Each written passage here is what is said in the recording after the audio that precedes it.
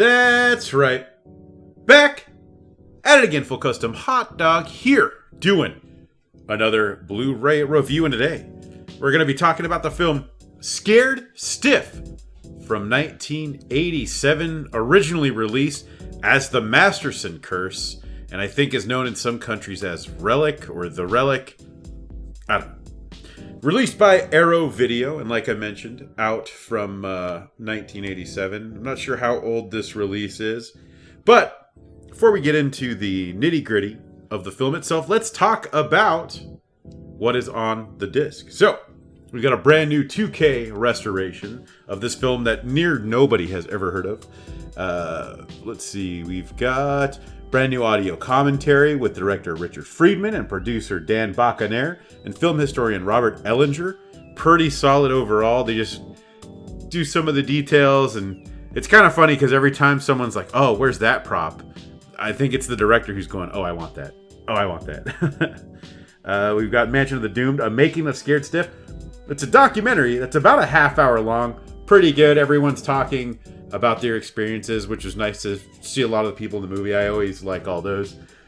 Although one thing that I couldn't find anywhere, even in that feature, was if this film had received a theatrical release or if it went straight to VHS, which was a thing that happened back then. I think this went theatrical, but I'm not 100% sure. So if anyone knows about that, let me know, because I'd be curious.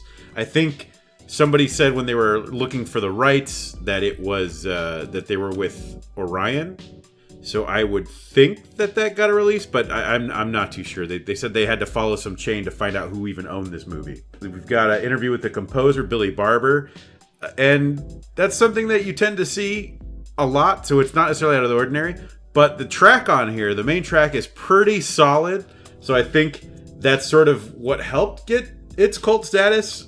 I don't know. That's what it sounded like from the way some of these people were talking, that, oh, Billy Barber made such a banger. Oh, and we can't find the tape. That was in like everything, that they couldn't find the original tape, which is why the song has not received a proper release. So, all in all, I don't think I've actually reviewed an Arrow movie in a while. Good release. I'm going to give that an A+, right? Plus? No, just a regular A. That's what every release should be, just like that. Give me a commentary. Give me some featurettes. Give me, stack me up. Stack me up, homie. That's all I ask for a movie, especially if I'm paying $20-$30, and I didn't pay that much for this. No, but Arrow releases normally drop at about that price. This I picked up. Target had a 2 for buy 2, get 1 free, which is, I'm going to just take advantage of that deal every time because that's incredible. And worth the money here. And we're going to talk about this movie because it's kind of shitty, but I kind of really liked it. And that happens sometimes, if you notice. But I tend to be straight up with you guys and tell you if I think something's actually bad. Just because I like something doesn't mean it's good. Just because you like something, it doesn't mean it's good, You can like bad things. We all do. Let's talk about this movie. IMDb says about Scared Stiff. Strange visions come to haunt a singer when she, her son, and her psychiatrist-turned-boyfriend move into the colonial old house that is haunted by the ghost of a ruthless slave owner. So yeah, there's like a ghost of a slave owner. The movie opens up with a crazy slave auction scene, which is something that I never expect in a horror film. And then it goes into this voodoo curse that's placed upon this slave owner. And you might be looking at some of these screen caps I've taken in the slideshow and think, wow, a lot of crazy effects. But it's really not until the last 10, 15, maybe 20 minutes where it really goes off the rails. Until then, you've got some mild spookiness. Nothing to write home about. They're doing the investigation. What is it? Oh, we found skeletons. Which, by the way, they find bodies in the attic of the previous owners of the mansion. Not the previous, but the original owners of the mansion. Or the manor, I guess. And those are actual skeletons. As back in the day, they used to frequently use real skeletons in movies because it was cheaper than making them. You just have these actual dead bodies. There's quite a few. I think Poltergeist did it famously, and I believe One Dark Night did it as well. That one's probably one you haven't heard of. It's pretty goofy, though. I kind of recommend that one. So, everything, of course, comes to a head. There's this amulet or this relic, whatever it is, that they need to put together to ward off the demon that's now possessing the psychiatrist's boyfriend. And they go into some crazy dream world, which is really the best part of the movie. And I wish this was the whole movie, because this is where I really liked it, of course. You get weird-ass animatronics. You get a crazy-ass Indian head flying at you, or Native American head, because the kid has this lamp named Cochise. You can see it in some of these screen caps here. And this lamp, he carries around this big purple Native American face lamp, and it's named Cochise. I wish somebody would have said where any of that came from, the inspiration or anything. I don't think it's weird for a kid to love a lamp so much. I grew up around this time. I never had a favorite dumb thing like this. I definitely had favorite toys, but I didn't have like a favorite lamp or a favorite, I don't know, paperweight, a favorite ceiling fan. That's weird to me. Even as someone who grew up back then where you couldn't have a favorite, I don't know, video game?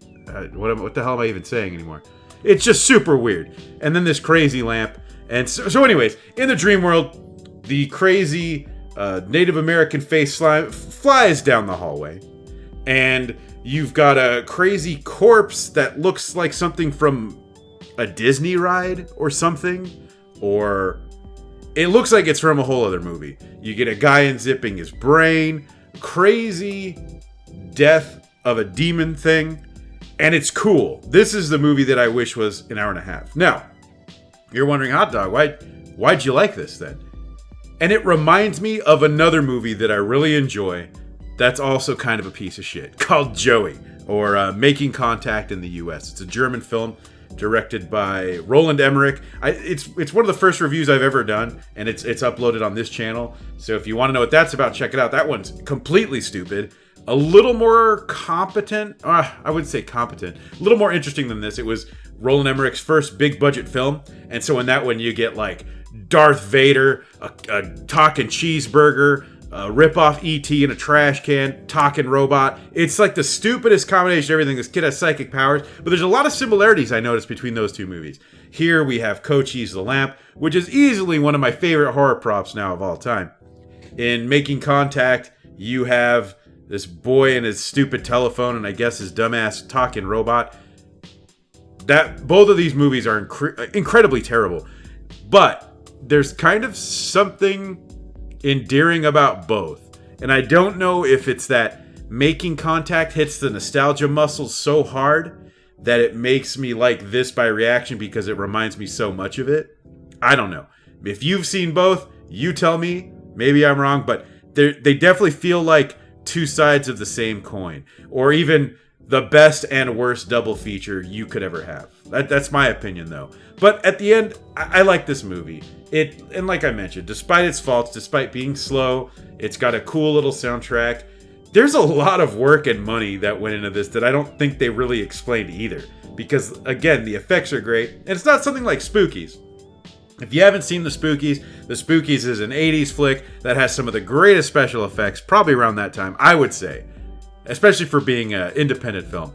And it's just a piece of shit. But Spookies puts all those effects and they pad the film so you're not completely bored because you're wondering what's going to happen next. At least until that last 20 or 15, man. That sucks. But keeps it interesting. This film loads all of the cool stuff at the rear. You just kind of have this boring little murder mystery along the way, and it's fine. But at the end, I still really liked it. I watched it like a couple times already. I normally will watch these movies once, and then I'll watch it again with each commentary. I know, pretty crazy, but I want to make sure I know what I'm talking about. And this one I actually watched 2 times with no commentary, and 1 time with a commentary, because I did enjoy it, and the effects were just so crazy and fun. I love stuff like this, and it's something I had never heard of. The way I heard about this, I saw a picture of the giant Cochise Native American face flying down a hallway, and I couldn't imagine what that could be, and I had to watch that movie instantly. Sega CD Universe, my homie over there, if you don't subscribe to him, you should do that. But he actually told me he didn't like this movie, and I didn't care. I did not heed his warnings. and I picked it up anyways. And I feel like normally I wouldn't like it. I don't even know who I'd recommend this to. Maybe somebody who is in the same boat like I am. You like those 80s effects. You haven't seen this one. Maybe you haven't heard of this one. I'd actually be surprised if you had, because I hadn't heard of anyone who'd ever even heard of this one. So let me know in the comments, of course, if you'd heard of it. But Sega CD Universe, who didn't like this, ended up picking this up too. So I think this movie wormed its way into his heart. That's what I think. But let me know what you think in the comments, of course. I want to know what you think of this movie. I want to know if you've heard about this movie. And if you don't want to sit through a kind of a so-so little mystery nonsense haunted house garbage, skip to that last like half hour. At least that's fun as hell. But anyways, I'm your host, Full Custom Hot Dog. You can follow me on Twitter. It's Full Custom Hot Dog without the last O, because that is just too long for Twitter. So thank you all for watching, and until next time. If you like what you see, I love what I see. Make sure to hit that subscribe button and the bell for notifications so you can watch whatever comes next. And if you like the music you hear, you can follow me on SoundCloud and Spotify. Check the description for links.